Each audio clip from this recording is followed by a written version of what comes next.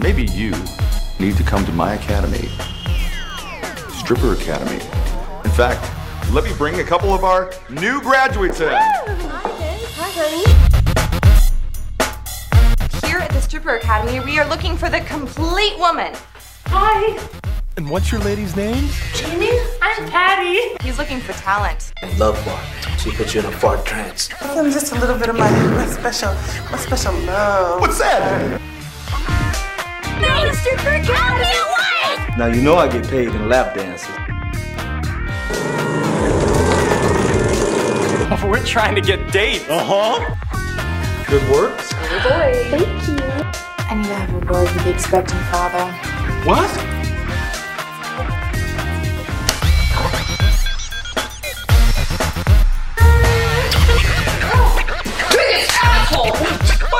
Do you think I should go bigger? I think you got a flotation device. 2 of them.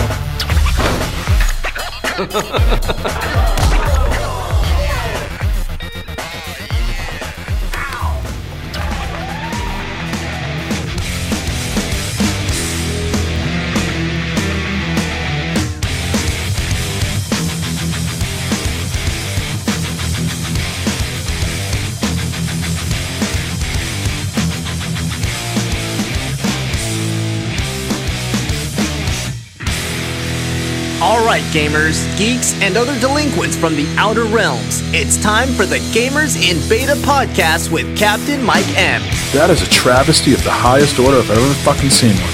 Featuring assorted co-hosts, J Maniac 17. What the fuck was that all about?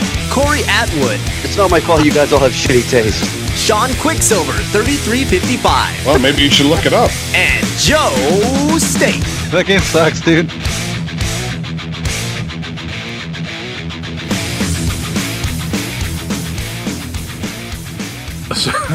So I have this cousin by marriage who is a total fuck up. She has 2 kids, and she doesn't have custody of these kids. My poor aunt and uncle, who are in their one's in their late 50s, the other is in their mid 60s, are parents now of a I'd say a 3-year-old and a 7 or 8-year-old. Right, so pretty young kids for a 60-year-old, 65-year-old man to be taken care of.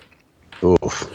Anyways, this person, this cousin by marriage, has bounced around from jobs to jobs, boyfriend to boyfriends, and so now I've come to find out at Christmas dinner that she is a stripper. And so, we're trying to have a conversation, and her mother is there, but not at the table. She's off somewhere else talking to someone else. And my mother just blurts out, "Yeah, she sucks dick for $20." Oh my god, that's funny. So, hold on, just back up for a second. Was this? Let's just call her. What should we call her? Misty Crystal. Yeah. Let's call her Misty Crystal. So, was Misty Crystal? Was she at the table? Did she reveal the information, or was this like family gossip being talked about? They were both there. Misty was there. The mother was there, but they were not at the table. So it was like me, another cousin, and her mother, so my aunt and her daughter and my mother. I can't remember who else was there. My wife was there. And we were just, having some drinks and talking, and it just came out. Oh, so it wasn't just like, oh, what do you do for a living? Oh, I give lap dances. What do you do? Like, she didn't come out with it. Someone else told you? Right, because she is just a total, black sheep of the family and has done a lot of terrible things. And so when she wasn't there was an opportunity, I guess, to gossip. And they're like, hey, Misty, you know what Misty's doing now? She's no longer, working at Dunkin' Donuts. She is now working at, the cabaret. Upgrade. So if she's... they should have thought about naming her Diamond. That is kind of redundant, I guess. Destined to be a stripper. When you name her Diamond. Now, if she's doing that for $20, so I guess she's stripping down in Rhode Island then, right? I guess that's what that means. Yeah, I think all the fine establishments in the Northeast are around the same caliber. I don't think there's any really gold standards to go to. Ugh, I would not call anything in Rhode Island gold, I'll tell you that. Yes. I was just reading a good story today about how they were doing some sort of gambling and money laundering from the Foxy Lady, but that will be a story for another time. Let's kick things off. Welcome to episode 183 of the Gamers in Beta podcast. Joined tonight by Corey, Sean, and Joe. Jay is taking the night off. I think he's said he's playing Fallout 4, so he's taking another week off to rest up for a good season of podcasting. 2017 is upon us, gentlemen. Hopefully you guys got some good stuff. Joe, I know that you got a PS4 Pro now. Number 1 draft pick. PS4 Pro is awesome. I like it a lot. That menu, man, it's so crisp. Now, what have you chosen as your like live background? Did you chose like that PlayStation anniversary thing? I had that for a while. I used to have that on the old PS4. I haven't actually set any new backgrounds or anything on this one. It's just pretty much right out of the box and going. I got the Watch Dogs 2 theme I need to get rid of because that music is just annoying me over and over again. I used to have the Darth Vader like breathing noise for a while, so whenever I would like turn it on and my daughter would be in the room, she knew exactly who Darth Vader was. She'd be like, Vader! Every time I would turn it on. Cool. You think those themes are like the biggest scam? I mean, a lot of them are free these days, but there's still people out there, even non-game relating stuff, just, whether it's like half-naked girls or just some stupid animation that they're charging like $2.99, $3.99 for these things. You guys ever dropped any money on that stuff? Hey, that is not a scam. Those half-naked are necessary. Joe spent like an hour and a half in Photoshop trying to make one of those. I put so many girls named Diamond through college with my live backgrounds. Joe, you sound like you got a little bit of a cold. You hanging tough? I'm coming off of a cold. I was sick pretty much since the day before Christmas up until apparently still now. I didn't realize I still sounded sick. Sorry about that. No problem at all. A little stuffy. Besides the PS4 Pro, anything else under your tree? Some sick-ass pants. Hell yeah. But yeah, the PS4 Pro was the main one. And there's a big story behind that because I didn't pay attention to a bill and it ended up biting me in the ass and costing a little bit extra money that we weren't prepared to spend, only by my own negligence. And so Nicole was like, well, that means I can't get your gift. And I was like, what?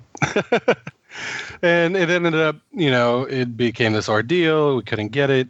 And she told me what it was going to be. And then it was like an extra kick in the balls. And then, things hopped around, had some good days on eBay. And then, lo and behold, the night before is when we always exchange our gifts. And, I got the pants and some sick socks too, some winter socks, which I really needed. And, I just figured that was that. And then the next morning, all the kids are opening up their gifts and doing their thing, which, that's what we always do in the morning. We don't have anything for us. And then Nicole's like, Joe, you didn't notice that big old bag over there from Santa? And I was like, are you kidding me? And then the night before, I was like, if you got me a fucking PS4 Pro and you're hiding it so you can unveil it tomorrow, I'm going to be pissed off. And she's like, what are you talking about? Denying it.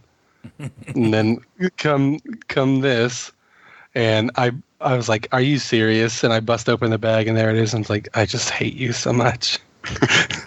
Now, where does the hate come from? Because you wanted to play it that night, or you just... No, because I got tricked. Oh. Also, the bar has been set high now for gifts. You need to surprise her even better now. Yeah, she was hella pissed out of gifts. She's got free tattoos for life. What could be a better gift? No. We've established I won't be tattooing her. No? No.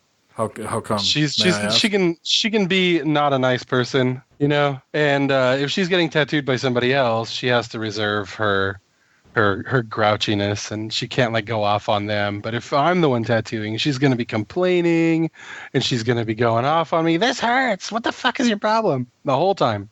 So we already just know that that's not an option.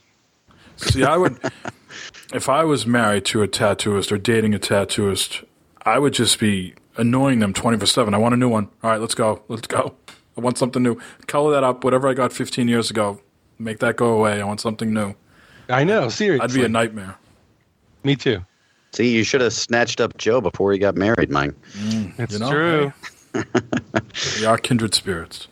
I did see something about tattooing. There's not people are able to do it from home now. There's some kind of disposable. It was weird. It looked like an actual It looked like an actual tattoo gun too, didn't it? Wasn't like a didn't I don't know. It looked weird. I was like, why would you want a tattoo? I don't know. It just didn't make any sense to me.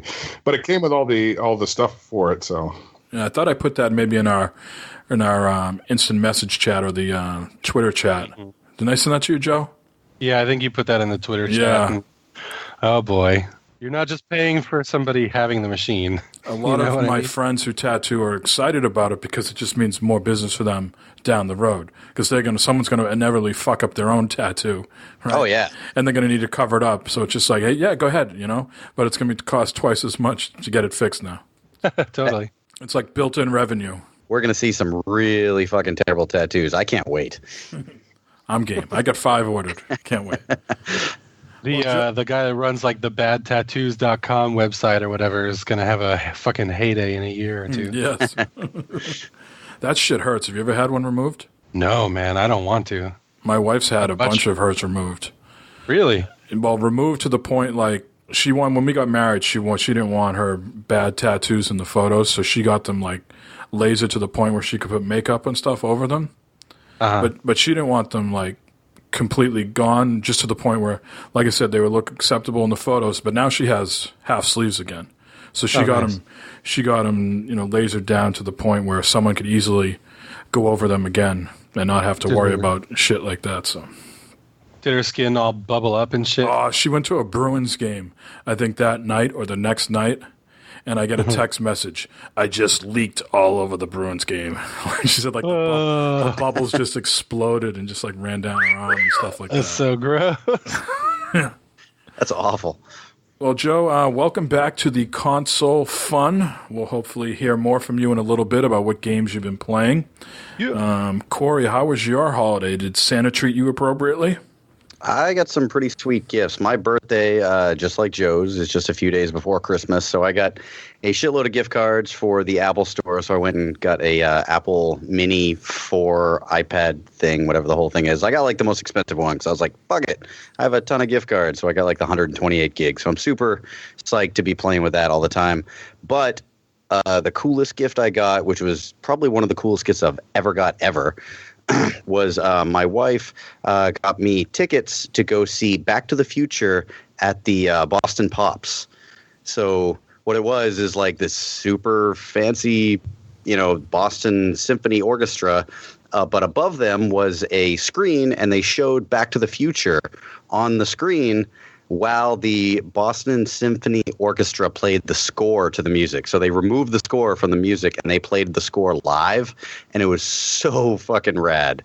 It was so validating as a Back to the Future fan to be like at like the pinnacle of culture and sophistication in Boston. And I'm like, fuck yeah, I'm watching like Marty go back in time in a DeLorean. So sweet. Sounds like a lot of nerdgasm going on there. Oh my God, I had to clean myself up several times. A lot of people? Yeah, it was packed. It's the first time I've ever been in the Boston Pops. I know it's hard to believe that's the first time I've ever been to the Boston Pops, but yeah, it was packed house, and it was pretty great. I would highly recommend it if you ever see anything like that happening, like one of your favorite movies where a symphony plays the musical score. Go to it. It's so amazing. I've only been once, and you guys will have to pick me up because I'm about to do some name dropping here. One time when my wife and I first started dating, her mother took us to the Boston Pops, and Dickie Barrett from the Bosstones was there, and we casually knew each other, from playing in punk bands and stuff. And he was across the way, I was across the way. We both just sort of gave each other the nod, like, "Yeah, we're here at the Pops with our women. What are we gonna do?" That was that. So, what did you see? Oh, I don't think it was just a Christmas special. I think just going through Christmas songs. And so when you were there last night, was the usual conductor there? I can't remember his name. I don't remember his name either. He was pretty intense. He was a pretty intense dude. He did a really great job. And, I have to admit, I've always been a fan of that score, that whole thing. So I had like goosebumps the entire 2 hours. And it was so sweet. And they only played the first movie, but they had an intermission because, I don't know, opera people have intermissions. They're old. They got to go to the bathroom. Yeah, exactly. And I have a tiny infant bladder too. So I had to go too. But when they came back from the intermission, they played the theme that they played for the trailer for the third movie, like the old Western version. You know what I'm talking about? I don't know if you guys know that theme, but they played that. Thank you. As the intermission ended, they played that, and I like nerded all over the place too. I was like, "Oh, this is the third movie," blah. Like probably annoying the hell out of my wife. I'm like pointing out scenes. I'm like, "Oh, there was a mistake in this scene," blah blah. Like totally annoying her probably, but I had a fantastic nerdy time there. Awesome. Now, Sean, you don't have a significant other that I know of. Maybe you do, but I heard you got a new vehicle, so you're mobile once again. Any other sort of Christmas presents come your way? No, because I bought the computer and my car, and that would be all the Christmas presents I'll be getting this year. I got a 2014 Kia Optima. So I picked that up 2 weeks ago. So I got that. Yeah, it's nice. It's only had low mileage, so things are good. I'm mobile again, so now I can come and visit the boys when you guys have your get-togethers. Yes. And my PC was pretty much my early Christmas gift. So that was pretty much it. I didn't get anything else exciting, unfortunately, but I'm excited that I'm mobile again, so that's enough, really. Yep, maybe we'll see you at PAX East, which is early this year. What's it, Corey? It's like the first or second weekend in March 10th through the 12th? Yeah, I think the last couple of years it's been in April, but yeah, I think it's March 10th, 11th, 12th, I think. They flip-flop every other year. So last year was like sort of late to mid-April, and this year is early March. Mm. It's not that far away. It's almost just a little over 2 months away. Yeah, I'm going to make it. Yeah, I will. They were really good about turning around for the media pass too. Usually it takes like a month, and I sent in the required stuff, and they were back to me within like 2 or 3 days. So they seem to be ahead of it. I'm not sure when we're going to start getting emails from press emails about getting appointments. Usually that's like right down to the wire. Right. Cool. Well, we will certainly be there, and we'll see if we can get Sean into the show as well. Not sure if you guys listen to the 40cast at all. I know Sean does. But on the 40cast, the last episode, I disclosed that I sort of ruined Christmas for myself by taking advantage of these like buy two, get one free deals for games and just other stuff that was cheap, right around Black Friday. So I got a game for $19.99 instead of $59.99. And when it came time for Christmas, I was like, I'm just such a literal person. I couldn't say to my wife, "Here, take these things that I have in my office and wrap them, and then I'll open them." It just seems so stupid to me to do that. So I said to her, "All right, this year I won't get anything. I already bought everything I wanted, and lesson learned next year. It's not always about saving money. Sometimes just getting a surprise or two is better." So Santa just gave you a pass this year, just said fuck off. No. She's a very nice woman, and she's very understanding. So I got myself a Red Dragon mouse and keyboard setup. So I have a very loud mechanical keyboard now, like Joe has, and it's got the red backlighting on it. And I got a new mouse to go with that, and the mouse pad. Joe, help me out here. Inside the box for the keyboard, I'm assuming this device, it's round with two little plastic prongs. Maybe this is to remove keys at some point? I don't know is that what it is? Mm-hmm. Okay, so that mystery is solved. As we were talking, as you guys were talking, and I'm holding this thing, I'm like, what the hell could this thing be? And then so they have dampeners for the sound for people that don't want that super loud noise. Yep. And they're basically like little rubber O-rings that you put on the bottom, and if you want to put those on, you use your little tool you got there to pull the key off, and then you can pop them back on with those little O-rings. Or awesome. if you just basic maintenance, if you want to pull the keys off so you can clean it. Isn't that like the whole point of like the mechanical keyboard though, is to get that satisfying like tactile response while you're typing? That feels good on a mechanical keyboard. I think what happens is people don't realize how loud it's going to be, and they're like, well, either I can get a new keyboard or I can dampen it. But other than that, you might hear a little bit more noise in the background this week or not. I'm not sure. But I have a fridge in my office now, so she just didn't get me any old, sort of going to college type fridge, mini fridge. She got me a Marshall amp fridge, so it looks like a Marshall half stack. So it's got like the bottom part, the fridge is the what would you call the cab, and the top part is the head. And it works just like a Marshall cab. You know, the buttons, the power buttons, go in and out. The knobs can be turned. They don't go to 11, though. How disappointing. And they do have the input jacks and everything like that. So, yep, I am styling in my office now with a beer fridge. That sucker can hold close to 50 bottles. How full is it now? Because when you sent us the image, it looked pretty full. So how much of that beer is left? It was stuffed and puffed on Christmas Day. I put a sizable dent. I rehearsed today with the band, and I've been chipping away at it this week. So it's probably 12 or so beers are probably missing since that picture. Does it actually make noise if you try? Or is it all just aesthetic? I don't know. I guess I could look at the manual. We talked about that today, if it would make noise. I mean, you could definitely plug a guitar into that, but I don't know what would happen. Yeah, I mean, I know you're not a guitarist, so... Fuck those guys. Fuck them right up the ass. There you go. It's just going to shake up your beer really bad. That's all it's going to do. That's what we talked about at practice today, because I was telling them about it, and I was like, yeah, even if it did make sounds, it would just shake up my beer, and I'd open it up, and there'd just be a massive explosion everywhere. So. But I'm pretty stoked on it. I can literally just roll my chair back to it, get a beer, and come right back. So. Hell yeah. That is pretty awesome. So as I said at the top, it is 2017, gentlemen. That means we have stuff to look forward to. Certainly not the new president, but we won't talk about that. All right, I won't even play the whole thing. Go ahead. We will talk about other stuff like movies and games and things like that could be coming out this year. And Joe, I have to ask, are you excited for the Justice League, Wonder Woman? I'm interested in checking out a solo Wonder Woman. Right. But I don't care about the team movie Justice League whenever that comes around. There's, Spider-Man movie, Spider-Man Homecoming. That'll probably be dope. Oh, man, that trailer looks so fucking rad. Have we ever talked about that yet? I mean, it came out a while ago, but holy shit did that trailer look cool. Yes, Iron Man is in that a lot, certainly. Yeah, they played that trailer at the beginning of Rogue One, which was pretty fucking great to see that in the theater. I guess I couldn't spoil a trailer, but that whole where he catches the guys robbing the ATM and he's like, "You guys aren't the Avengers." That was so fucking great. Yeah, it looks like they finally. Oh, I'm sorry, didn't mean to cut you off. Okay. Go ahead.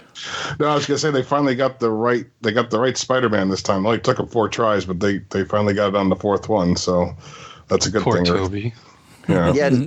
Not only I love the actor that they got for Spider-Man though, but it feels like they got Spider-Man's combat right, because Spider-Man has always been a character who doesn't fight like any other characters. Like he doesn't have like a kung fu style. He doesn't fight like a soldier. No one knows how to fight against him because he just uses other people's momentum back against him, like he did in Civil War, like being able to swing vehicles back at people and stuff. And I love how he fought in that trailer. Like I feel like they nailed Spider-Man. I have to curtail my enthusiasm for how good I hope this movie is going to be. And I always have a thing for Marissa Tomei. So, oh God, she is a hot vixen. She will always be up there. Ever since My Cousin Vinny, there's nothing you can do. She'll just always be up there. I don't know how comfortable I am having the hots for Aunt May though. It's really weird. So there's a lot of movies coming out. Let's go through some more of these. I already mentioned Wonder Woman. I'm not familiar with the actress in this. Is anybody familiar with her? Oh, Gal Gadot. Gal Gadot? Yeah, Gal Gadot, she's actually was in the Fast and the Furious movies. I didn't know that until just recently. I happened to watch one of them, and I saw her in there. So that's where she's from, at least from what I can tell. But she's from Israel. 31. Speaking of Fast and Furious, are you guys into that series at all? Can you believe they're coming out with the 8th movie? I don't know if I've seen one all the way through. I've only seen the first one, but I mean, after the second or third, they just kind of turned into their own crazy comic book-esque franchise. I know people who rave about them, but I have not been in on it since the first one. But yeah, they're doing super well. I mean, next to Avengers, that's one of the most popular series right now. The Fate of the Furious comes out April 14th. Alien Covenant comes out in May. The Lego Batman movie comes out in early February. And this will probably be my 3-year-old son's first movie. We're toying with the idea of taking him. See how that goes. John Wick Chapter 2. I'm sure if you guys are into that. This one I'm looking forward to. Kong Skull Island. Oh yeah, that looks really rad. I gotta be honest with you, Baywatch right there. That's what I'm looking forward. No, just kidding. I didn't realize that was a thing until recently. There's a Power Rangers movie coming out. Yep. Yeah, that trailer was on Rogue One too, and they like kept it clearly like under wrap. They wanted the big reveal at the end of the trailer. Like they wouldn't tell you what it was until the very end. I didn't realize what it was until the very end, but yeah, I guess they're really they're making a hard push for like our generation and younger generation's nostalgia, because that's clearly what that is. Pirates of the Caribbean. Star Wars Episode 8. Oh, yes. Oh, yeah. Shut up and take my money. Yeah. You know, I said this before in a couple episodes ago. Are they going to kill us with this Star Wars stuff? And I'm not sure if we had a chance to talk Rogue One yet. I think we talked a little bit about it because some people haven't seen it yet. But I certainly thought Rogue One was really well done. So at least we're not getting bad stuff. I just don't know if is it going to lose some of its luster by annualizing these things. Well, they're not going to annualize the I guess what you want to call it, the Skywalker saga, I guess, like the numbered iterations. Those are not going to be annualized. There's going to be one of those, and then every other year there's going to be like a Rogue One, or I think 2018 is going to be the first Han Solo movie, I think, the young Han Solo movie. Mm-hmm. So they're going to be going back and forth, and those offshoots, I guess you want to call them like official extended universe movies, are all going to have different directors. Like the director of Rogue One was the same guy who directed Godzilla, I think. Yep. I can't remember the guy's name right offhand. So I think by keeping these different directors and different flavors of film, because Rogue One had a totally different tone than any of the other Star Wars films, I think that'll help keep it fresh. I mean, I thought Rogue One was awesome. So, I guess until one of these things flops and they put some goofy characters in there, I guess they can do no wrong. Yeah, it is Disney. Disney does take pretty good care of their franchises, especially ones that they paid billions of dollars for. Like, I mean, they're doing pretty well with the Marvel Cinematic Universe right now. And Guardians of the Galaxy Volume 2 is coming out May 5th. Very excited for that. And I'm just looking at some more of these. War for the Planet of Apes. Yeah, is anybody? I really got to get in on that. I got to get in on that series. I have not seen any of those yet. Woody Harrelson is in that. He's such a creepster too. Blade Runner has a movie, Blade Runner 2049. Comes out in October with Harrison Ford and Ryan Gosling. Thor, Ragnarok.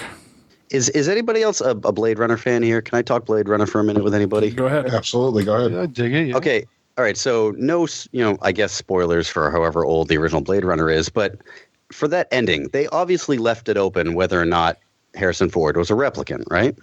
Yep.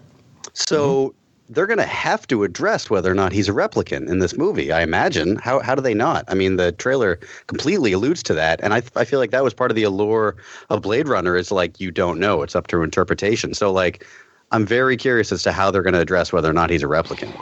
They'll figure out some way, but yeah, I think that's definitely coming for sure. They have to. It's weird that it's like that's a mystery that's been in pop culture sci-fi for 30 years or close to 30 years, whether or not Harrison Ford's a replicant. Like, people have debated that, and they're going to have to give it a definitive answer, which is, I don't know, it's kind of cool. Not even just in that movie, but just in general. Is Harrison Ford a replicant? Remains to be seen. We know Carrie Fisher isn't, right? Or do we? Oh, too soon. Oh, wow. Oof. I know you had a tough week with that, Corey. I did. That very much upset me. Any thoughts on that, or just leave it at that? The older I get, when I was younger, I never gave a shit about celebrity deaths, and I think the first celebrity death that really bothered me was Robin Williams. When Robin Williams died, and the way that he died, I don't know, that really bothered me, because I feel like he was our generation's, like, he was the guy in all the comedy movies when we were growing up.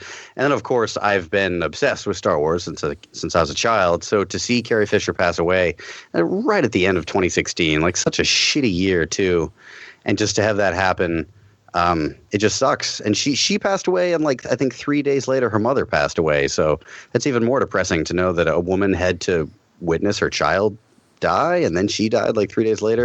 Just such a sad story. And Carrie Fisher was such like an awesome person. Not even like, just even forget all the Princess Leia stuff. She was just a great advocate for mental illness, and she was very outspoken about women's rights. I just really admired Carrie Fisher. And certainly toyed with our emotions, because it sounded like she was on death's door with being on the plane. They said she was unconscious for like 10 minutes. And then I think her brother or someone else said, now she's stable. She was in critical and she was in stable. And, I think Peter Mayhew, is that Chewbacca? Mayhew, yeah. It tweeted out something, now let the doctors do their thing. She's unstable. Let's hope for a good recovery. And then like a day later, boom, gone. So you had that whole critical to stable to death sort of thing going on. So yeah, it was like 24 hours, I think. And yeah, when they said she was stable, I was like, oh, thank God. So when I saw the news that she'd passed away, that was like a complete shock. I thought she was out of the woods. And if we circle back to talking about episode 8, supposedly she's already done her parts. They've already been recorded. Yep, yeah, that's what I hear. So, I mean, I don't know what was in store for episode 8, but I imagine they'll probably have to alter episode 9 in some way. Now, do you believe that for these things to go on, would it be wrong for someone to take her spot? Yeah, I mean, she's an older character. Spoilers for Force Awakens, I guess. A major character dies in that one, so I don't think it would be very far-fetched to just say that, Princess Leia has passed away. I think that would actually be respectful of her character. I don't think there would be any reason to hire an actress to carry on that role. But I don't know. They could probably, because they killed Harrison Ford, so, they'll just do the same with her in 9, and, they'll probably do it very nice. I'm sure they'll do it very well. Yeah, I mean, it'll have to be an off-camera thing. They won't just be able to say, like, and now Princess Leia's involvement with the rebellion is done. I imagine they will probably have to kill off her character somehow. Oh, she's in a ship and the ship goes off and something blows it up or something like that, Yeah. All right. Well, let's talk some games here. Certainly 2017 is going to be a big year for hardware, just like 2016 was. So we're looking at the Nintendo Switch, which will be coming out sometime in March. And certainly in 11 days, we're going to know more at the reveal on January 12th. So that's something to look forward to. Yeah, right around the corner. I have to play that every time we talk about the Switch. You do. And, of course, Microsoft won't let us forget that it is the year of Project Scorpio. I lamented today on Twitter that they're already beating me over the head with it. I saw people like Aaron Greenberg and Josh Stein tweeting out, it's the year of Scorpio. Yeah, I know it is, but do I have to hear about it on day one? I know Scorpio is supposed to come out holiday 2017, whatever that means, Thanksgiving or Christmas. Can maybe we wait until March or April? Do you have to tell me about it on day one? Certainly I am looking forward to the console. It's supposed to be the best thing since sliced bread and will make me dinner while I play games and all that good stuff. But it seems a bit much to hit me over the head with it on day one, but such is marketing now these days, I guess. Besides consoles, anybody out there looking forward to some games? Joe, now that you have the PS4 Pro, certainly PlayStation has a solid lineup this year. Anything interesting you? I definitely want to play Resident Evil 7. Even though it's going to be available on PC, I still want to play it on PlayStation. Let's talk Resident Evil real quick, because the Steam sale is winding down. And I have some PlayStation Space Bucks thanks to Sony Rewards. Just real quick, is there a Resident Evil game that I should get now that they're at a very reduced price? Is there something, if you don't have this, you definitely should have it. Is there one game that you would pick? My all-time favorite is Resident Evil 2. Oh, yeah. Hands down. But that is a real time investment because there are two separate main campaigns that you play through, and they're both like full length pretty much because you have to play through as two different main characters. Now, you think visually they'll hold up at all, or am I going to be looking at this going, wow, this is a stretch? It's like a PlayStation 1 game, so oh yeah. It's definitely graphically it's not super crazy, but apparently they're going to be remaking it. That's the rumor, and I think it's been founded a couple times. They've definitely hinted at it. So you might just want to hold off until they do a remake. Yeah, they've been hinting at that for years. I don't know if anything else has anybody found any like screenshot or anything like that, but I know they have been hinting at it for a long time. I think, what's his name, the guy that did it? a couple of years ago said that he wanted to do it, like on Capcom's like official thing. He was just like, he put out a video. He's like, "Hey, I want to do this," and then a year later, I believe that they confirmed that it's actually going to start development. I could be wrong, but I don't think I am. Any other games, Joe, that are on your radar for 2017? Yeah, or PC. Yeah. Not that I can think of off the top of my head. Now that you put me on the spot, RE7 is like the main one that I can think of off the top of my head. And did you pick anything up on the Steam sale? I did pick up a couple things on the Steam sale. I finished picking up the rest of Hitman because when I first bought it, I just bought that initial pack, and then you can get all the other episodes. So the other episodes were on sale, and I got that. And then I also picked up Super Hot.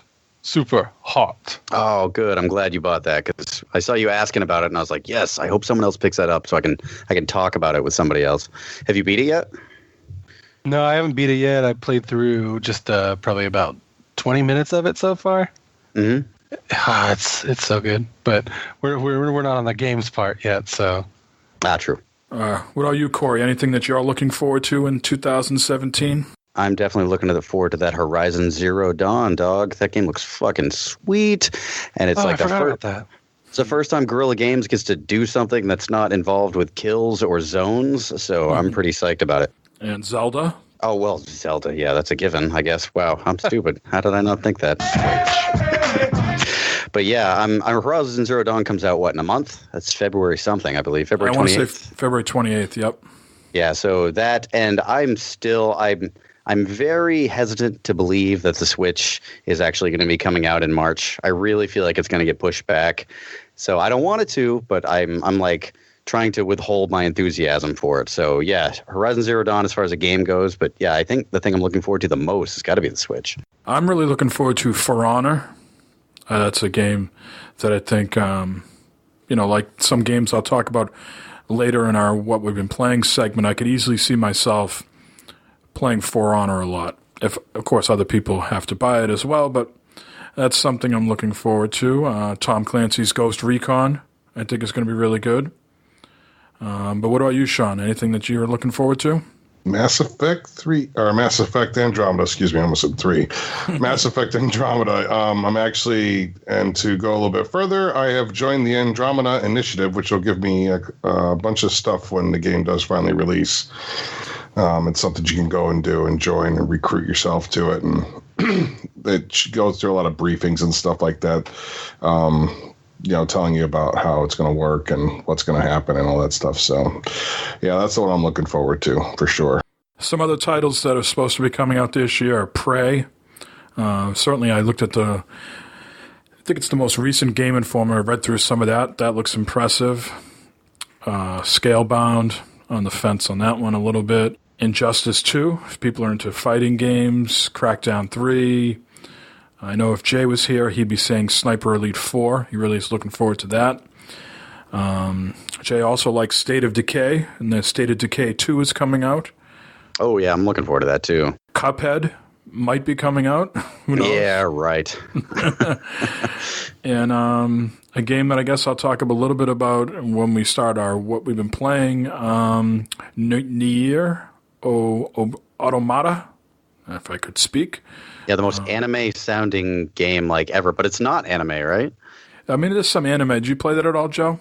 No, I haven't actually had a chance to fire it up yet because I really wanted to play a game that I'll talk about later. Yeah. I mean, it has some anime stuff in it, but I do not like anime at all, and I was not turned off by it. But we'll talk about that in a little bit. PlayStation people would also say Shenmue 3 is supposed to come out this year. Red Dead Redemption 2, obviously. Mm-hmm. You guys got to get on Red Dead Redemption so we can have our little book club meeting and talk about that. Yeah, I'm about to finish Watch Dogs, so maybe that'll be my next game. Well, let's jump right into what we've been playing. Why don't you kick things off? Oh, actually, I had one story I want to talk about first. Anybody have $2,000 laying around that I can borrow? Nope. Shit, I wish. So Kojima released a statue for Kojima Productions. I guess they're only making 150 of these bad boys. So you can make, I think the first payment is something like $225, and then you make subsequent payments of $200. You can make payments on it like a fucking car. That's fantastic.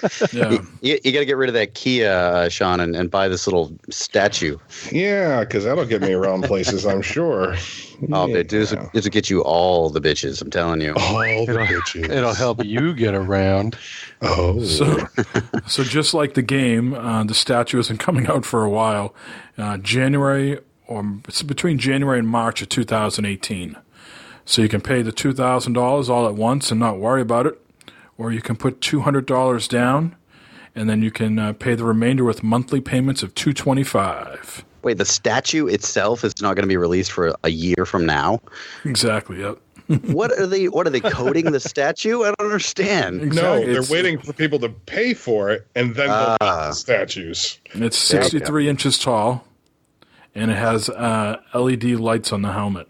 So important. It's so wild. It's a fucking statue for his company. Yeah, it's not even for his game. Is this the character in the game? No, it's just the figurehead for his company's logo. Okay. It's Kojima Productions. Yeah, it's like if you wanted to get a little tiny statue of the MTV astronaut from back in the day. It's just their it's their mascot. That's all it really is. So whoever I gets want a statue of the Fox logo. Well, as someone who's on another podcast, Dad's Getting Grounded says, it's the cult of Kojima. So I'm certain that 150 people will pony up to $2,000. Oh, most definitely. Yeah. Oh, there's got to be. I mean, I like Kojima's games. I mean, some of them, but I'm not about to fucking. I would never dream of spending $2,000 on a statue based on his company's logo. Get the fuck out. We have a OG Gamers in Beta co-host, Tino Moite Brutal, who we still tease to this day about dropping $300 on the Titanfall statue for Titanfall 1. We don't let him down on that. Any chance that we can, anytime like some new collector's edition comes out in our text thing that we have, we're always like, hey, Tino, here's another statue that you could put next to your Titanfall 1. I mean, we must remind him on a weekly basis about this statue. Never forget. Does he still have it? He does. I think he does. I think he's trying to sell it. Proudly display it. I don't know about proud. I think he sort of regrets it because he's got a bad back from the military, so he's not working. So he wishes he still had that coin. It's like a treadmill now. It just has laundry on it, sitting in a basement somewhere. Exactly. All right, Corey. Now tell us about Watch Dogs 2. Now, Watch Dogs 2. I'm very close to the end. I'm definitely on the last mission. They tell you when you're on the last mission. So, if my daughter had napped just a little bit longer this afternoon, I would have finished it. But I'm very close to the end. I don't want to shit on the game because it's not a bad game, but it really never. No spoilers. I won't say anything spoiling, but it never really.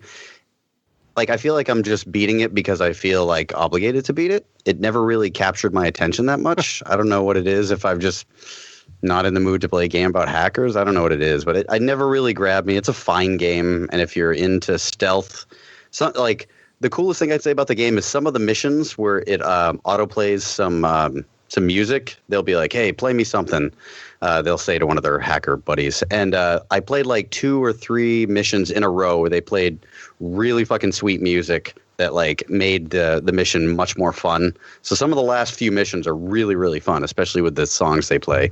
But it's a fine game. If you're interested in playing it, pick it up. If you really like stealth, it's fun. The stealth is really, really fun with the gadgetry. But other than that, I'm I've just crit pathed it. I haven't done any of the side missions at all, pretty much. Now, did you think the guns took you out of the stealth? I read a lot of people online who really like the game, but they're like, man, I wish there was an option to play without the guns, or the guns weren't there. To me, the reason I like Watch Dogs 2, because I feel like it's a mix of GTA and Saints Row. And I think the guns make it more Saints Row because it's just so over the top and goofy, that I can just go around shooting people. And, the only ramifications, then it's more like GTA where the cops come after you. But even then, so what? They get you, pick up where you left off. Did you feel like the guns took you out of the game at all or ruined the experience? I'm like, I'm really into stealth games, so that's one of my favorite genres. So like, I rarely ever use the guns. I had like 2 guns that I made with the whatever you want to call it, the 3D printer in the beginning, and I never ever use them. I'm almost always topped off for ammo because I never use them. I feel like the character of Marcus is he's such like a laid back dude. I feel like him, like you see him in a cutscene, and then you see him 2 minutes later, like mowing down 50 people with an AK-47. It just doesn't feel right for his character. So I mean, near the end, there's some missions where you have to, shoot your way out and stuff like that. So I did have to do that a few times, but it didn't ruin the game for me. But I just rarely used guns. So yeah, I'm the opposite. I don't like stealth. So any chance I can get that I can just blow people away. That's the way I play. And I don't think that's the way they envision the game to be. That's why it does feel a little weird, because I think the stealth and using the gadgets, like you said, is I think how they envision people to play. But maybe they also put the guns in there for people like me who don't want to do that. And have you beat it yet? No, I haven't had the time. I've invested maybe 20, 25 hours into this game via testing. So for Christmas, I bought myself, like I told you, I ruined Christmas, and I bought myself the game, and I've just basically caught up to where I was in the testing, because in the testing they let you do like a couple of beginning story missions, then you got to go off and do, test the multiplayer and stuff like that. So I'm all caught up where I was in the story, and now I'm ready to go do other stuff. But I'm desperate to get in there with people and do the co-op, hacking and stuff like that, bounties. It's a pretty long game too. I've pretty much just critical pathed it, and it's still about an 18-hour game just on the critical path, like not counting all the tons of side missions you can do. I won't say any spoilers, but I will say there's a mission near the end called something Little Spider. You get an achievement for beating. You're really, really going to enjoy that mission. That's I played it today, and I was like, wow, this is incredibly fun. It's probably the most fun mission I've played in the game. Hopefully it's not Barking Spider. No spoilers. All right, what else you been playing? I've been playing that. I've still been playing a lot of Splatoon with my daughter. She loves to watch me play Splatoon, so that's still fun. And I feel like I have to get good as far as Splatoon goes, because I'm going to be buying the Switch, and if there's a Splatoon bundle, I'm buying that shit. So I feel like I have to get my Splatoon game back to where it was before.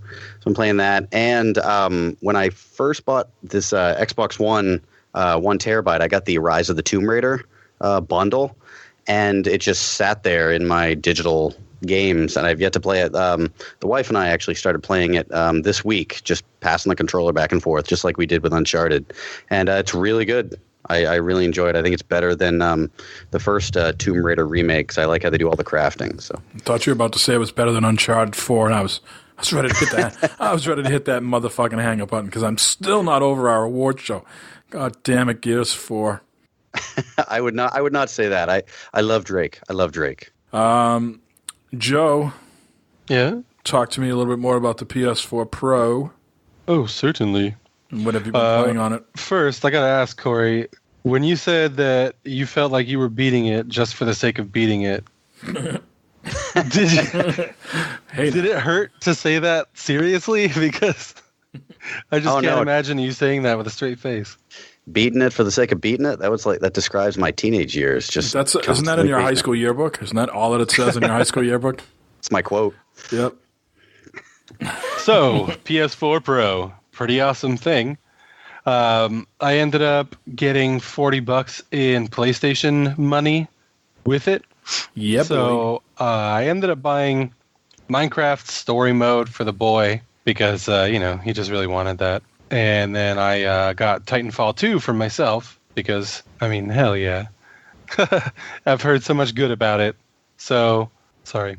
I went ahead and I picked it up, and I fired it up, and I beat it in pretty much 2 sittings. It isn't the longest campaign, but it is really engaging. Like, it sucks you in, and you just want to fucking play the shit out of that game.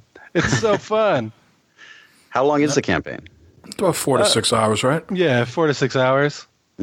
But I've got to say, like, there is a certain part in that game where I don't know if I've really heard anybody else talk about it much, but you get to this point where you have this ability to, like, distort time, and you're, like, phase shifting between 2 timelines at will. And so, you're trying to you're going through this place and you have to basically unlock puzzles by switching through time. That way, when you're in the old time, the door is open, but when you're in modern time, the door is closed. So you're basically going through your crazy ass, super fast paced Titanfall running and doing all these jumping puzzles and everything while switching between two different times. And it's incredible. That is probably the best implementation of a game mechanic. And holy crap, it was impressive.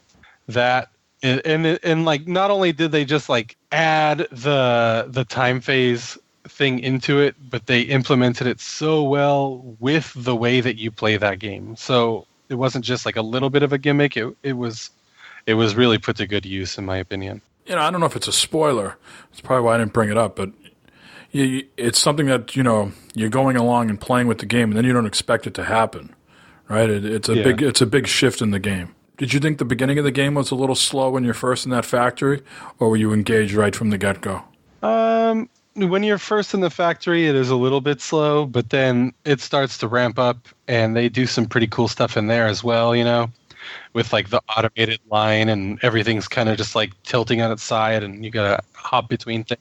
That's sort of like Factory 2, right?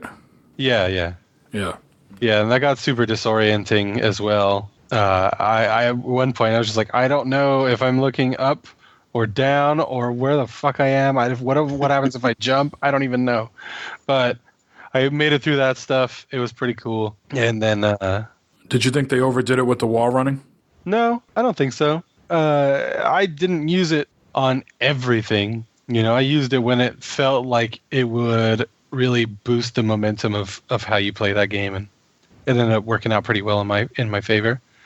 And then I like kind of some of the other stuff, like the weird terrains they put you on, on spaceships or planes or all kind of stuff. I'm not gonna get into exacts, but it's really fun. Don't you think the guns felt phenomenal?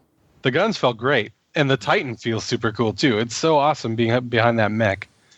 And then the bad guys, the rogue gallery, they are so goddamn a Metal Gear Solid rogue gallery. Let's be real. Those guys felt like movie cliches, and they deliver their lines chewing the scenery so bad, and you had to find out little nuances to defeating each one. It just really felt very Metal Gear with their bad guys, and I was really into that, of course. Did it make you put your controller on the floor, and did it vibrate at any point? No, can't say that. I didn't put my controller into port number 2. Oh, okay. Either. I really hope our listeners get that reference. Have you played any of the multiplayer? No, I haven't fired up any multiplayer. I did get it on console, and first-person shooter games aren't necessarily my jam on the console in most cases, but I just wanted a chance to test out the PS4 Pro and get a chance to play Titanfall 2. And so, I had that money to burn. So I figured, fuck it, might as well get this. And I was not disappointed. I wish I would have played it before the end of the year last year. Yes. Maybe we would have had some different votes for Fun Factor Award or Best Console Exclusive. Oh, that's on both consoles. Never mind. It's over and done with, man. Move on. I can't. Just like the elections, I can't move on. Just like a Russian interference. You got to move on. Shut the fuck up. Jesus. Oh, good callback there, Sean. Callback. That was we should talk about that very, very briefly, but that was a big hit with the listeners. We got lots of comments that they enjoyed that mechanic, so we will bring that back periodically, maybe in other episodes, and certainly next year with the Game Awards. So definitely, I had to take it off the soundboard today because I think I would overuse it, and I don't want it to outstay its welcome. So I took it off. So I didn't trust myself with it. Solid decision, Corey. I did play a little bit more Hitman as well, since I bought that pack with all the other levels, and I never even touched any of the other levels yet. I've just been going through and clearing up all the extra hits and everything on Paris, so that's been really fun. I've been figuring out different ways to play the game and learning all the different characters, routes that they take and everything, and that game is just phenomenal. It's definitely like a must play. I would highly recommend it to anybody that is even remotely interested. Is there a way, we just talked about Watch Dogs and the stealth. Mm-hmm. Is there any way in Hitman just to play it guns blazing? Not really. You can, and it leads to pretty ridiculous scenarios. Right. But you get killed pretty quick if you're not like looking for a new costume to try and hide yourself and moving away from the combat. So the only experience I have with that game is that first like training mission where you got to go on the cruise boat. They're having that sort of party, and I did a lot of killing in that, especially when you get into the bathroom and stuff. Nice, that's good. Yeah, that's a pretty fun one. I like that little mission. I didn't realize it at first, but he's pretty much lethal by throwing anything. So you can pick up hammers and wrenches and screwdrivers and letter openers and all this stuff, and you get within throwing range of somebody and they're just out. And so that ends up being like an instant fun thing because you're just going around chucking shit at people all the time and leaving them fucking just a litter in the floor with all these people you just threw shit at. And that stuff's more effective than the guns a lot of the time. So highly recommended. Fun. I also played some Let It Die. Uncle Death is awesome. A lot of people liken this to, what is it called? Dark Souls, right? And I don't necessarily say it's very Dark Souls. I mean, there is a little bit of the stick and move where you're in that combat, and some of your combat moves do have that long wind-up time.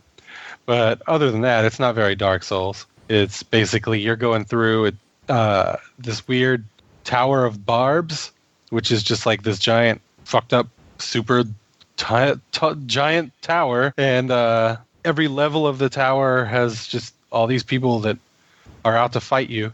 And whenever you die, you become a hater, or your corpse is left to where it was, and it becomes a hater. I'm leaving air quotes here because it's ridiculous.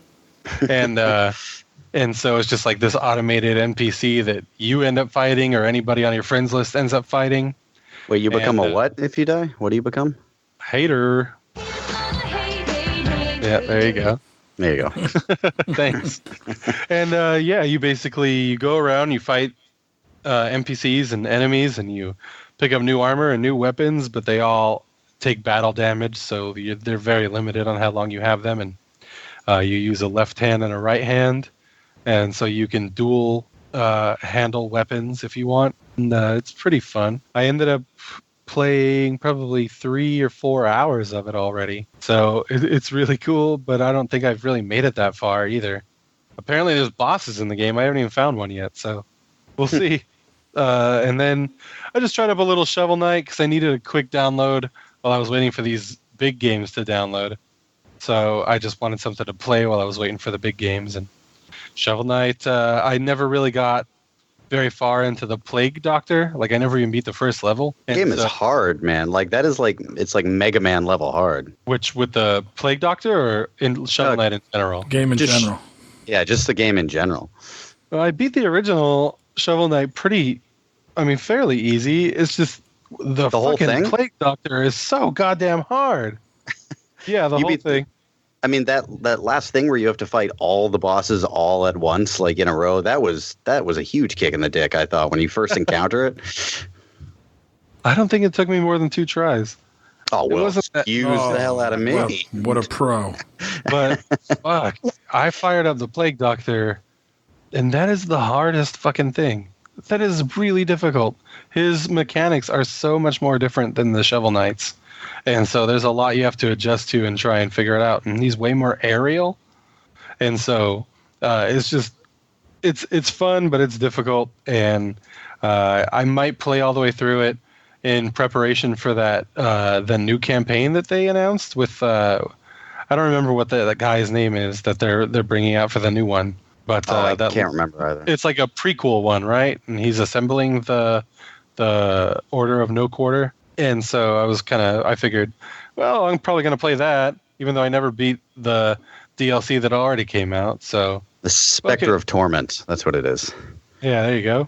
So I fired that up, and I did have a little bit of fun with it. I ended up playing through 2 of the levels, but then let it die, finish downloading, and so I moved on to that, and there we go. Those are the games that I've played. I also picked up City Skylines, and I picked up Abzu as well on the Steam sale. Oh yeah, and Super Hot, which I probably put only like 20 minutes into, and so far it's really impressive. I might just start over from the beginning just so I can play it through all in one thing, but either way, super hot. Have you? I don't remember when it launches into the actual story. Like, because the beginning, it's just like, here's a level, play it. Here's a level, play it. Have you encountered any of the like beginning unfolding of like what's going on, like what the campaign is about?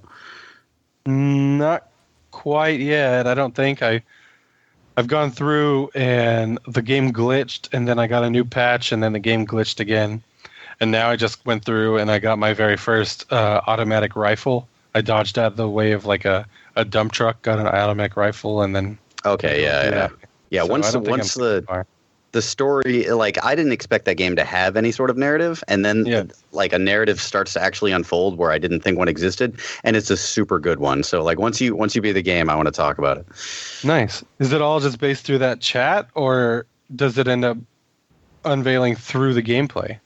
There's I don't know if there's a little bit of storytelling through the gameplay, but a lot of it is unveiled through that chat, and then you want to encounter things that clearly have to do with the chat. So I don't want to spoil any of it, though. Sure. All right. Well, that's me. Awesome. Sean, tell us about Friday the 13th. Friday the 13th, similar to Dead by Daylight, if you've ever seen that one. Sean, before you go, can you do it in the Little Billy's voice, please? The whole thing, your whole segment? Really? I don't think I can at this point. I wasn't prepared for it. All right, go ahead. Friday. Now you got me thinking about it. It's a good callback. Go back and listen to the last episode if you haven't heard the Billy. Friday the 13th is similar to Dead by Daylight, where it's you got the killer and then 4 or 5 people random going around, but the only difference is you could be Jason or one of the camp counselors. And basically, you start off with you have to hide from them. You don't know who's going to become Jason. It just happens. So it's random who's going to become Jason. And once you do that, basically the name of the game is to get out of the camp alive, which is easier said than done. The graphics were incredible. It's got the mechanic, a fear mechanic. So basically, when Jason is close to you, if your character is really full of fear, he'll be able to sense you, and no matter what building you're in or whatever. Or if you keep your character somewhat calm, then he can't see as easily. But you can hide in buildings, under beds, and everything else. You can attack him, but it's not advisable because obviously it's Jason, so not a whole lot going on there. But I had a lot of fun. It crashed a lot. It's an alpha game that they released to try to check out the bugs and stuff, and it has a lot. But graphically, it looks beautiful. I like it. I'm probably going to end up picking it up when it comes out. I was thinking about Dead by Daylight, but this is much better. I think, in my opinion, better than Dead by Daylight as far as the mechanics go. With everything else. It was all a multiplayer game, right? Like every time you played with what, 5 or 6 other people? Yeah. Or you could do a private match, I believe, too. You go with friends. You can do that, so you can play with your friends, too. So there was that option. But they were giving out keys by the boatload on Twitter. What? If you follow that account, they were giving them up by the fistfuls. And they said there will be no alpha or beta for the consoles. This is just for PC, like Sean was talking about, to sort of get out the bugs and things like that. Yeah, and thanks to Captain Mike, who got me the code, because I'd been trying to get one for like days and for some reason kept missing it. I was able to play that. So it was cool. I liked it. It's interesting. It'll be a good multiplayer game, game with friends and whatnot. How do you remain calm? You said if you remain calm, then he can't see you. Like, what do you do to remain calm? Like, I know in those movies, like, do you like go have horrible teenage sex? Will that get you killed more? Or like, can you like, if you do drugs, is that going to get you killed quicker? You just beat it for the sake of beating it. Yeah, exactly. Yeah, I would be dead in 2 seconds. I'm going to tell you that I couldn't remain calm, so I don't know. But I know there's got to be a way to do it because people were surviving and leaving. So I never figured it out. I kept getting killed, which is fine, but it's really the ambiance and the slight movements and the noises and everything else. It's really an immersive experience. It scared the shit out of me because Jason can teleport himself, so he doesn't necessarily have to be running after you. He could spot you from a long ways away, and then just teleport right to where you are. Now he can't do that all the time. It's obviously it's a power, so he has to recharge it. But you could literally be running away from him. He'll be way back there, and the next thing you know, he's in front of you. Were you ever Jason? No, I didn't get that chance. I was always one of the counselors for some reason. I never got to be Jason. So, how often do you get to hear? Oh, all the time. All the time. It's in the main screen when you start off. That's all it's doing. All right, just making sure. Yeah, no, it's definitely in there, but it was cool. I thought it was cool. I'd have to revoke the rights if they didn't put that in there. I was playing some older games too. I played GTA 5 LSPDFR, which is basically. It's something you can't play online. It's a mod. It's a police mod. So basically, you can through Rage. Through a Rage plugin. You can go in and actually become a police officer in Grand Theft Auto, pull people over, arrest them, the whole 9 yards. You get there's a plethora of things you could do as a police officer in the game. So I fired it up for a little bit. But you got to play that. It's not an online thing. That's definitely a single player thing only, obviously, because it's a mod. And God only knows GTA 5, Rockstar doesn't seem to really care about people. Last time I played GTA 5 in my garage, as I spawned in, I went down to my garage and deer just started spawning in my garage for no apparent reason, and I couldn't get to any of my cars. So I guess Rockstar doesn't give a shit about that kind of stuff going on because, they don't seem to want to fix any of it. So, and then I played some Savage Lands, which Joe did correct me, and I don't remember what the exact correction was, but it's kind of like an Ark-ish type game. It's a survival game with an end game to it. You start off as like a peasant in a land, and you basically have to build yourself up to. I haven't gotten very far, so I've only played an hour of it. Build yourself up. It's a survival game. The basic mechanics are there: food, water. Tools, armor, all that stuff. I was playing that with Holy Headshot. So I only have about an hour and maybe hour and a half into that. And then watching Travelers on Netflix, I suggest to people watch this. It's actually a pretty good show. It's sci-fi to a point, but not so much overbearing, gratuitous technology things. It's more of it's really got a decent story. It's about, and I'll just give the basic of it. It's people from the future trying to save the past. Or no, excuse me. People from the future trying to save the past from making the mistakes they made. And basically, I'll leave it at that because I'll spoil the rest of it if I say anything else. But it's a really good show. There's not that many episodes, but I thought it was pretty good. I see a lot of people on Twitter talking about it, so I'm sure my wife is watching. I'll ask her. She watches all that type of stuff. Yep. Anything else, Sean? Nope, that's it. And what's going on with the beer? You're going to be getting a beer this week? Oh, yes, I'm sorry. I did. The most important thing, I should have mentioned that.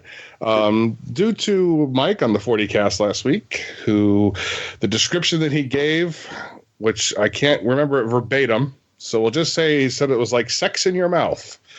I am picking up probably tomorrow, picking up a 4-pack. I can't afford the whole case, but a beer place down by me actually carries it. It's the Megadeth beer. I don't know the actual the Tout Le Monde. Thank you.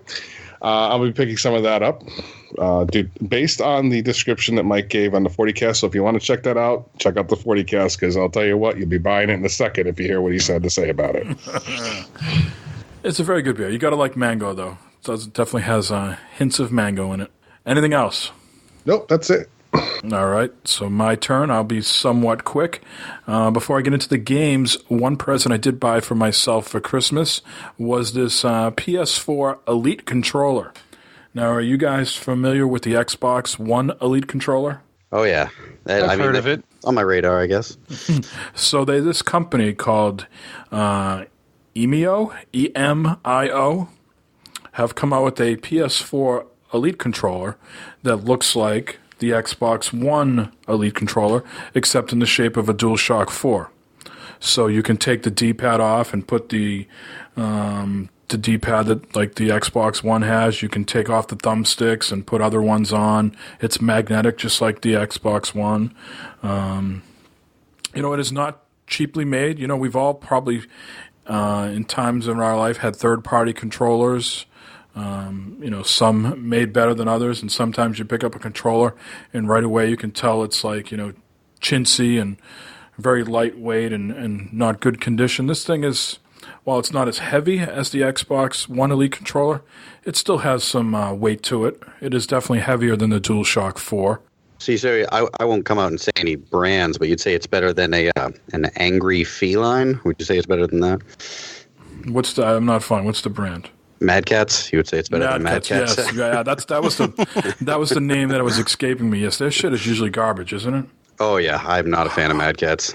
Hot rubbish.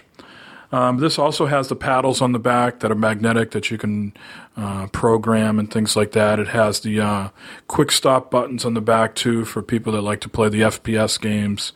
So the only negative I would say about this controller, and I think this is preference, is the thumbsticks feel a little stiffer than the DualShock 4. So when I was playing Battlefield 1 with it, I didn't feel I was, not accurate isn't the right word, I just couldn't get to the opponent quick enough to become accurate.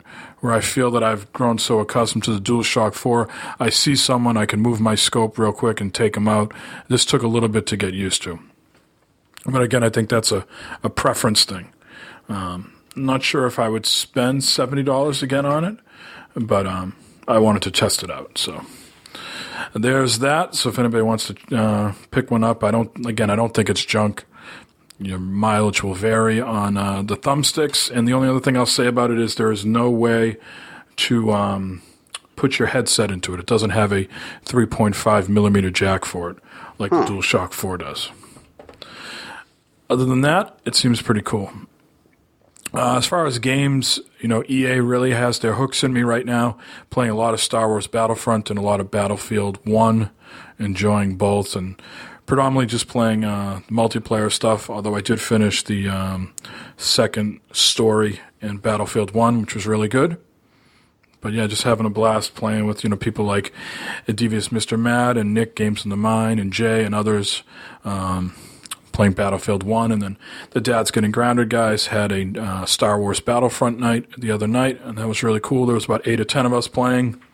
A lot of fun there, too.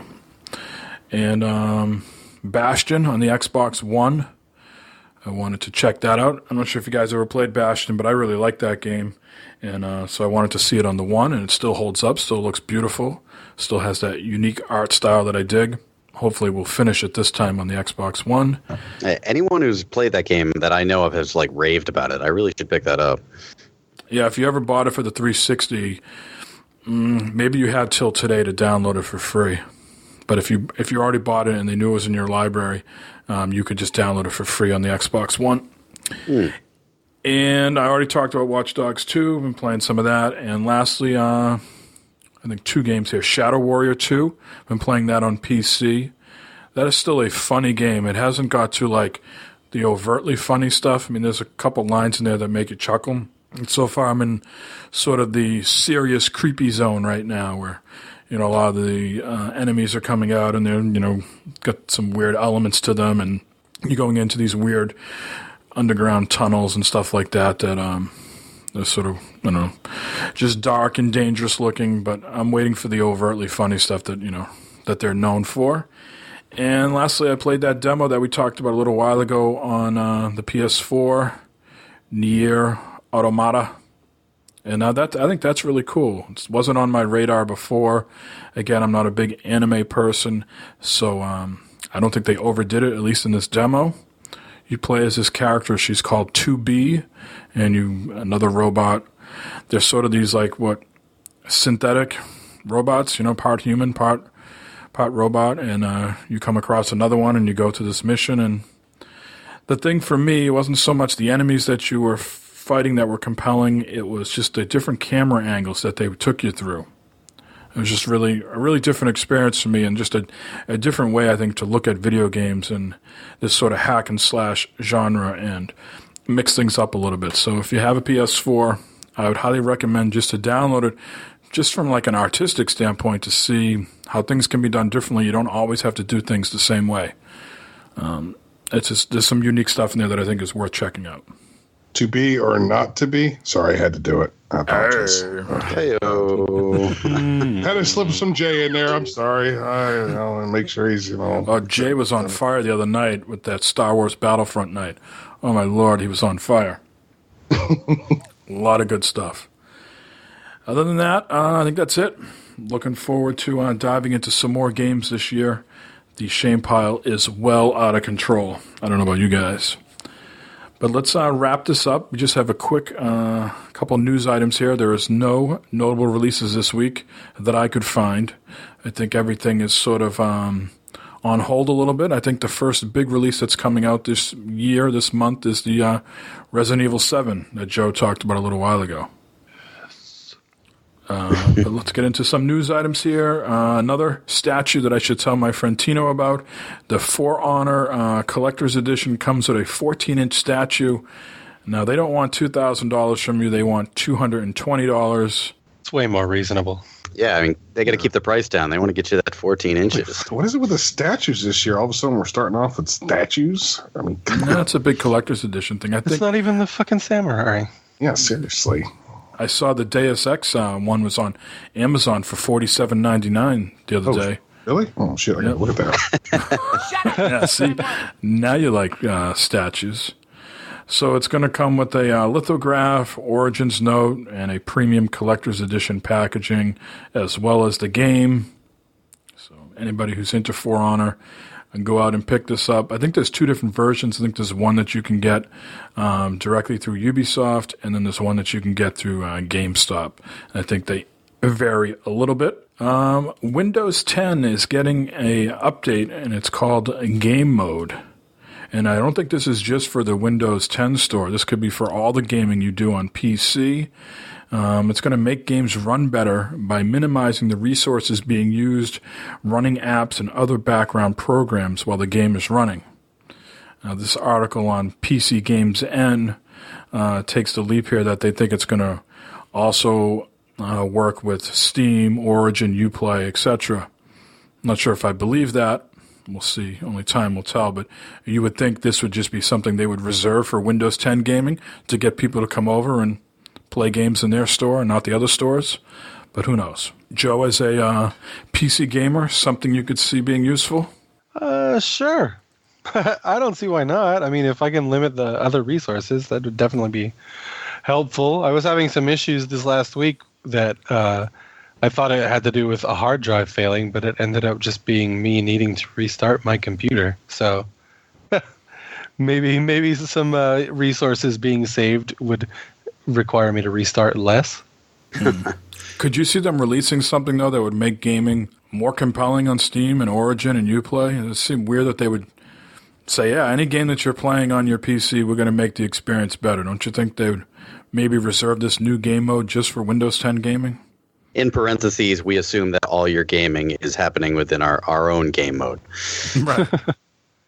Yeah, it feels a little bit odd. It definitely feels like that would definitely be more of a selling point for their platform. Well, time will tell. I'm not sure when this is rolling out, but this article makes it sound like it's going to be coming out soon at some point, so we'll follow up as we get more info.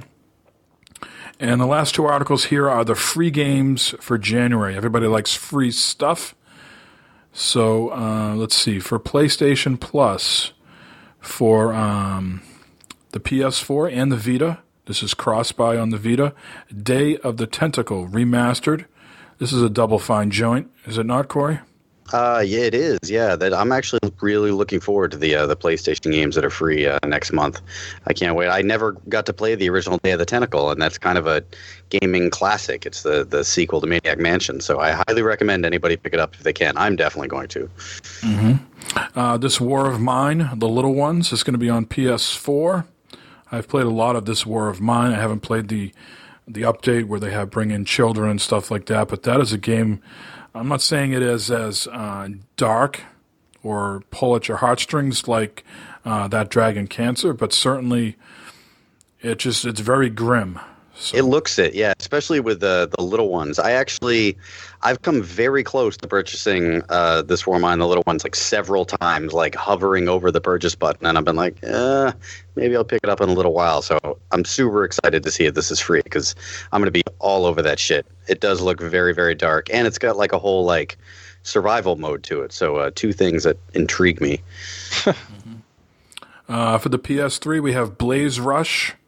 And The Swindle is on PS3. That's also cross-buy on the PS4 and Vita. So you'll be able to play that on all three.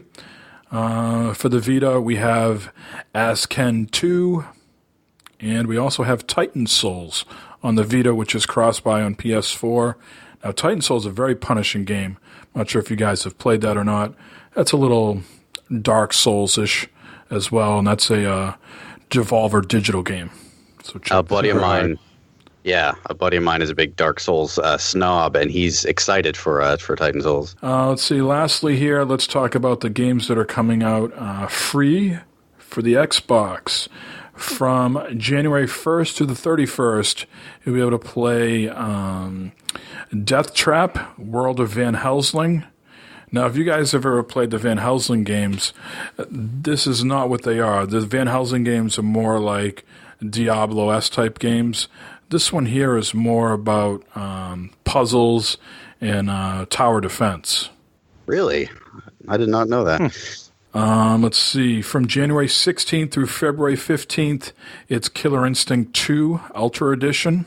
And then on the 360, from January 1st to the 15th, is The Cave.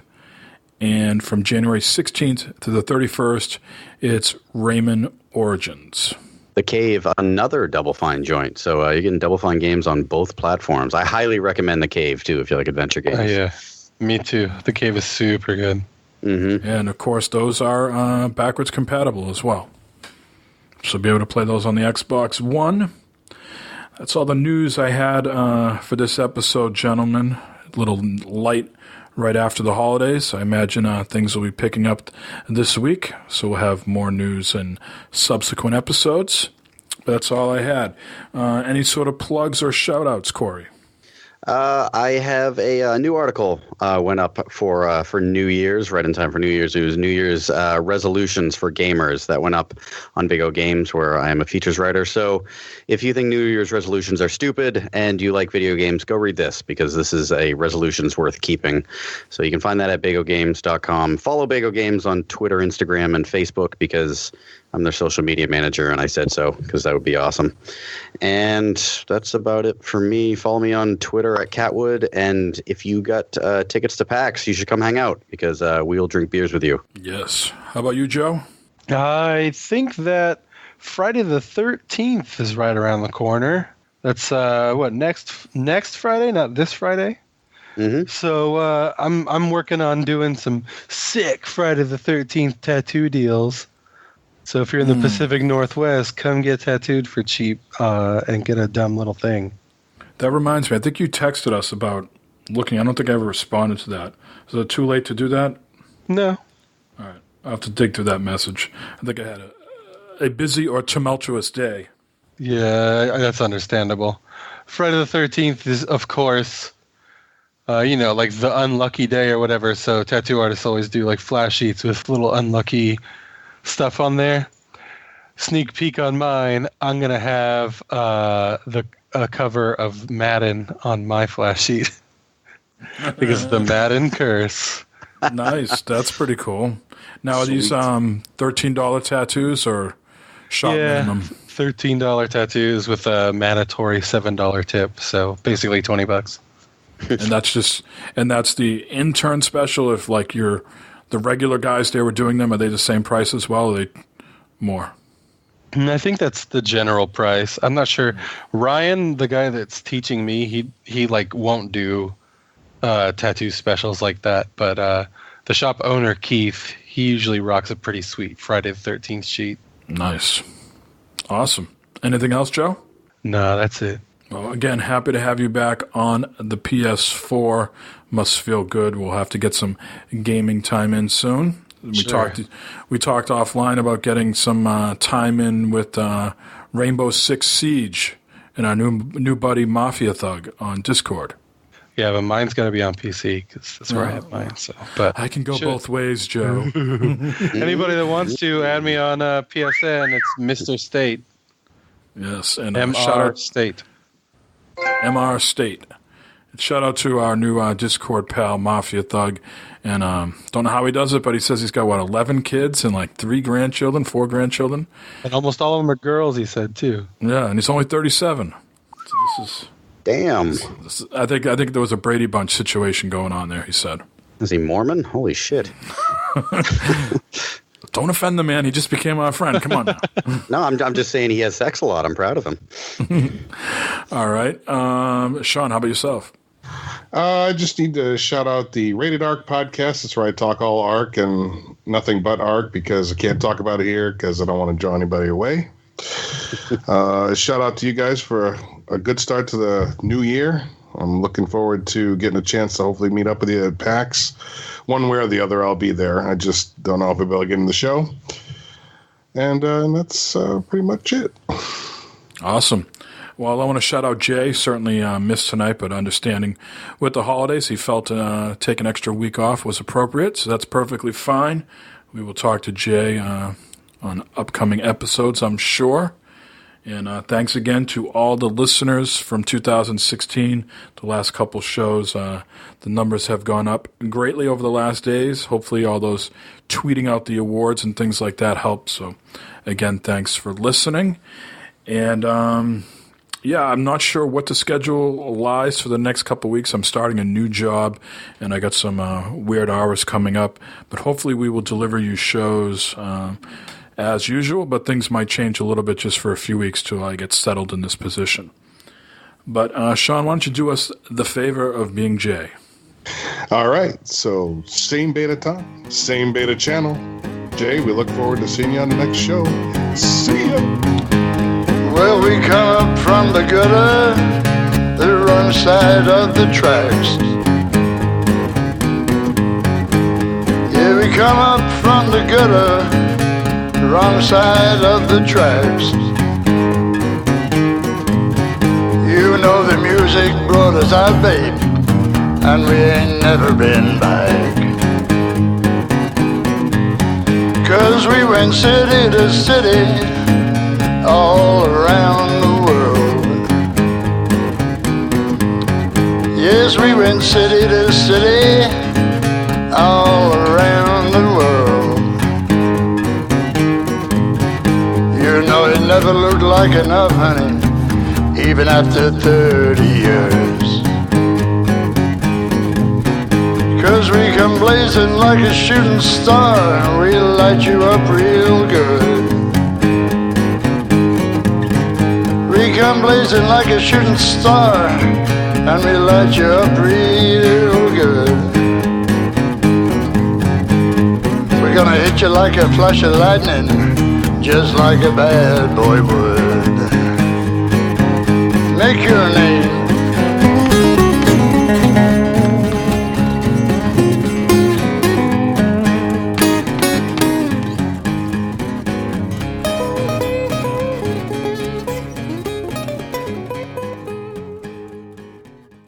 All right, well, Mike, you need to go find your wife's hole, so you have fun with that. And, I'm gonna, Good luck with the sex. All right, I'm out, guys. Later. Later.